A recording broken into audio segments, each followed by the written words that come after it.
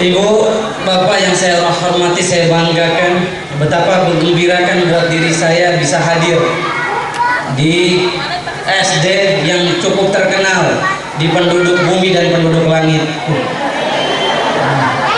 SD plus lagi, ada SD ada plusnya lagi ya.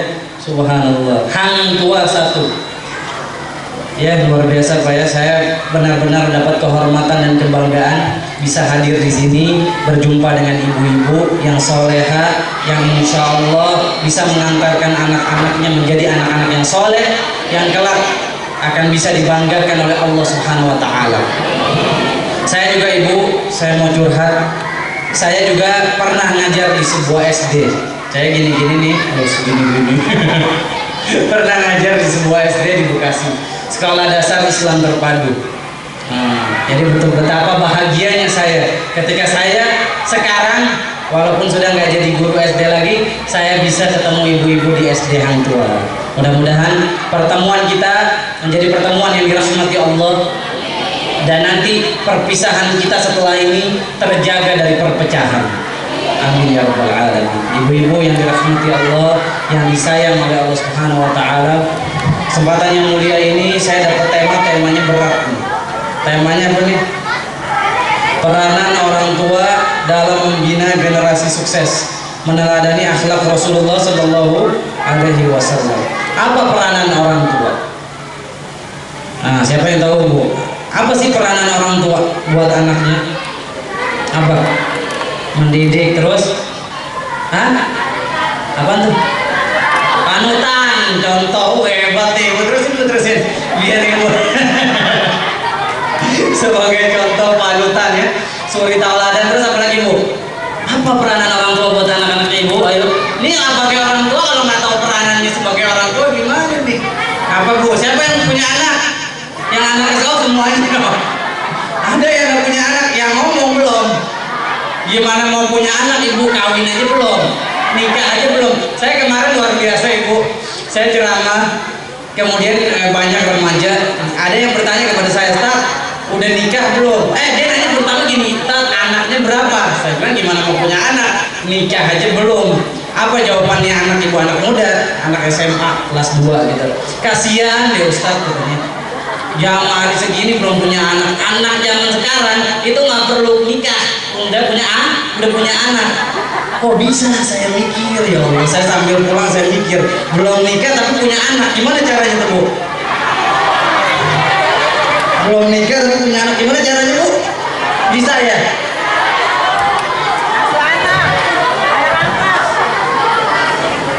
Jadi punya anak tapi nggak punya bapak katanya. Ya Allah. Indonesia ibu tercatat di Badan BKKBN,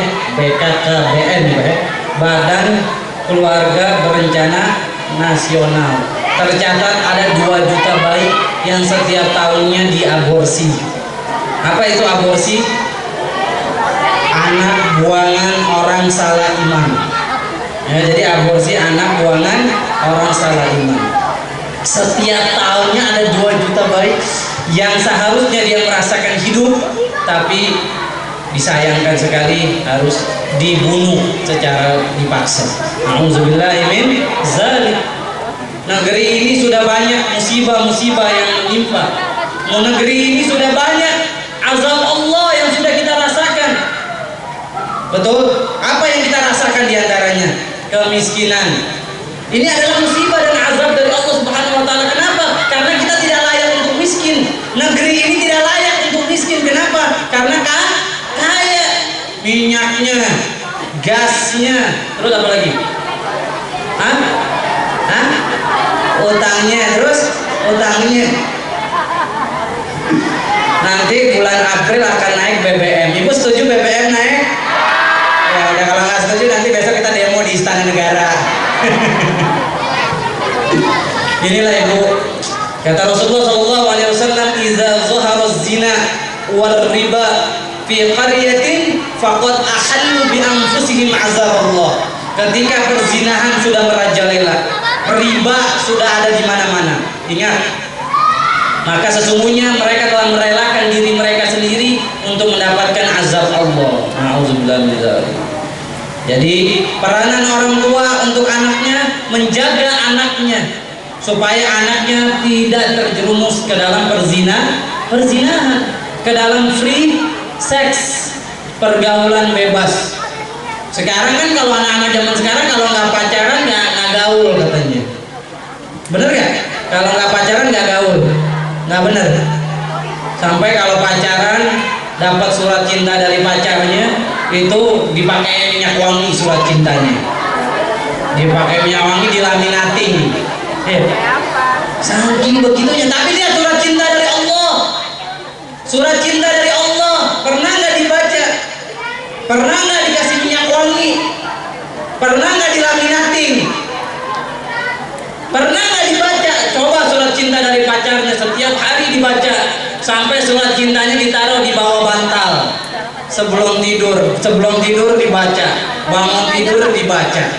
Inilah yang menyebabkan kita kurang dari keberkahan dari Allah Azza wa Jalla. Subhanallah.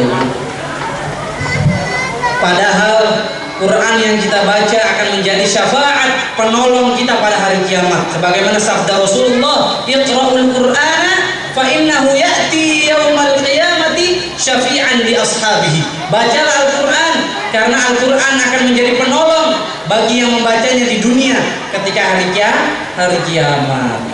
Kalau bisa, peranan orang tua untuk anak agar dia jauh dari pergaulan bebas, agar anaknya tahu bahwasanya Allah telah memberikan dia surat cinta, yaitu Al-Qur'an. Ibu. Kemudian yang kedua, peranan orang tua agar menjadikan anak-anaknya sebagai az-zakirin Allah waz-zakirat. Apa itu az-zakirin Allah? Menjadi anak-anak yang pandai berzikir kepada Allah Subhanahu wa taala, yang perempuan, yang laki-laki.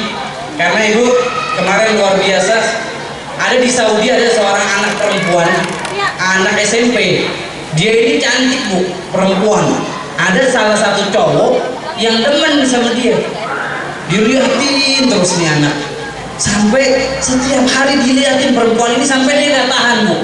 Nggak tahan buat apaan Bu? Akhirnya Ibu, dia mau menculik anak ini.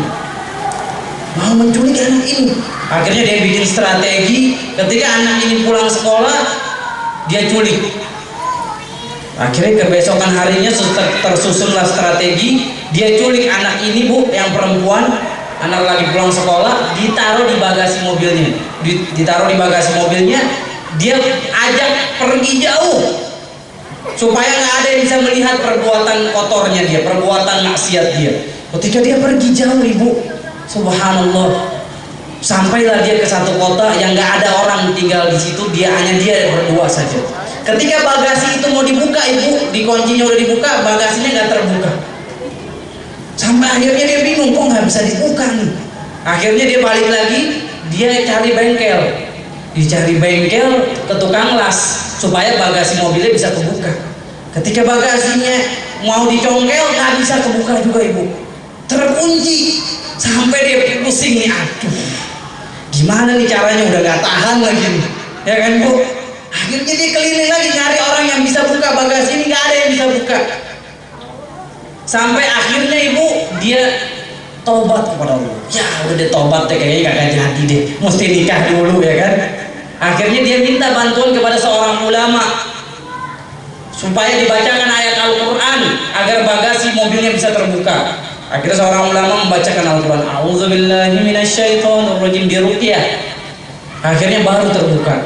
Anak perempuan ini pun kemudian keluar. Ditanya, kenapa kok laki-laki ini menginginkan kejelekan kepadamu tapi bagasinya nggak bisa kebuka? Apa jawaban anak perempuan ini? Saya selalu berzikir kepada Allah, pagi, siang, sore, malam saya selalu berzikir, sehingga alhamdulillah Allah jaga saya dari maksiat. Sehingga tadi anak muda yang menginginkan kejelekan sama dia akhirnya bertaubat. Inilah kekuatan zikir. Zikir akan menjadikan kita benteng dari segala kejelekan yang akan menimpa kita. Zikir akan menjadi pintu keberkahan bagi orang-orang yang sering melantunkan pujian-pujian kepada Allah. Setiap pagi ada zikir yang diajarkan Rasulullah. Apa zikirnya kalau pagi? Tahu nggak? Nggak tahu. Azkarus sabah wal masah. Ini mau